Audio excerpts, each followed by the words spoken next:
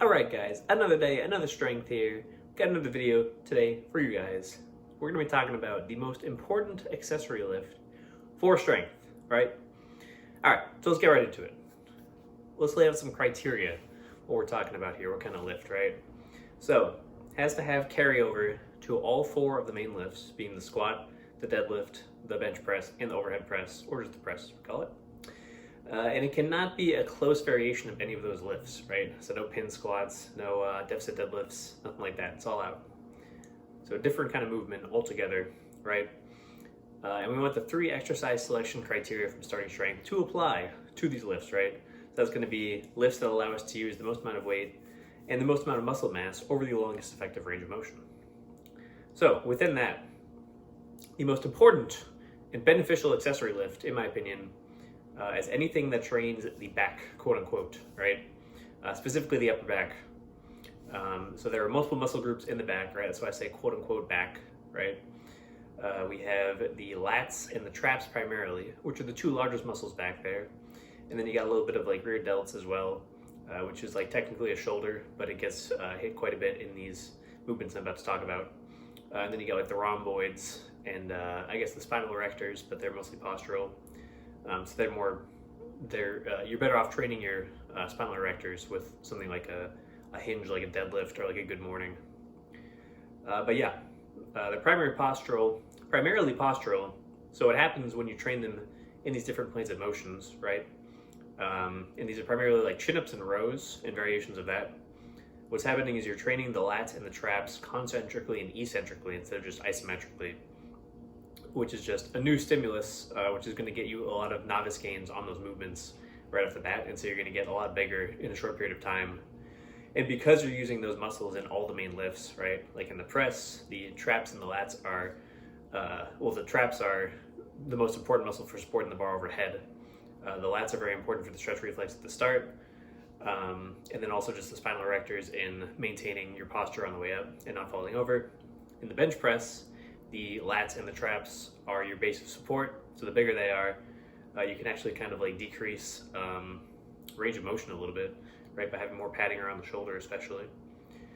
The squat, you're keeping the bar in place, holding it nice and still, and then the deadlift, you are just holding your entire back still, which is very important, obviously. So getting those muscles bigger is going to help all your lifts. Within the chins and rows, primarily, we have 4 different planes of movement, as I kind of alluded to in my hypertrophy equals movement patterns video. We have vertical pulls, so like a chin up. We have the incline pull, which is like a ghetto pull down, or just like you sit further back during a pull down. You have the horizontal pulls, which are primarily rows. And then you also have the decline pulls, which are, there's different ways to look at this. You could either do like a super heavy barbell row, or you could also do something like an upright row, which actually is a lot less heavy. It's probably the lightest pull that you can do, and that's more of like a side delt, rear delt, but it does hit the traps pretty well as well in my experience. But yeah, those are basically your options there. So start incorporating some of those. Like I said, they work the lats and the traps concentrically and eccentrically, so you get that novice effect going on from doing those movements, right? As far as the programming for these movements, I prefer anywhere from 5 to 15 reps per set. I know, pretty wild if you're a starting strength enthusiast. But the point of these movements, like I said, is not to necessarily like max out the strength on them. You want to use the variations that allow you to use the most amount of weight, so like a bent over barbell row. But you also want to have a controlled eccentric in there because you're not trying to interfere with your main lifts. So you want to make sure that the movement is going to be controlled, so that you get both concentric and eccentric, like I said, so you can get that new stimulus on the muscle. But you also want to not have it be so heavy that you're interfering with like your deadlifts, or you're getting like tendonitis or something like that, right? So that just kind of that's like a self-limiting variation almost of the movements. But anywhere from 5 to 15 reps depending on the movement. Shins and heavy rows, I like to do very, very heavy, 5 to 10 reps, 5 to 8 even. For the pull downs, I like to do more in like the 10 to 15 range, just to kind of like add variation. If you're just doing like chins and rows, probably just keep it in the 5 to 10 rep range. And then if you're doing something like an upright row, generally keeping it a little bit lighter is helpful.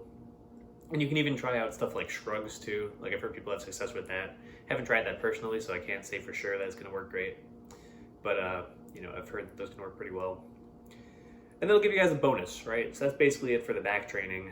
A little bonus that I'm kind of starting to experiment with. So I'll put an asterisk on this that I haven't actually like verified this entirely. But there are plenty of dudes on YouTube that I respect and trust that have had success with this and it's worked very well. And that is direct ab training for the same reasons, really, right? So your abs are just postural in the main lifts. So if you introduce a new stimulus, start training them concentrically, eccentrically. A good example would be like, you know, like a weighted, well, the modified candlestick I like a lot, right? There's an RP video on that one, and that works pretty well for the upper abs I've found. And then there's hanging leg raises for the lower abs, and those are both pretty easy to implement. You don't need like equipment or anything for those. And then if you have the equipment, you can do stuff like weighted sit-ups.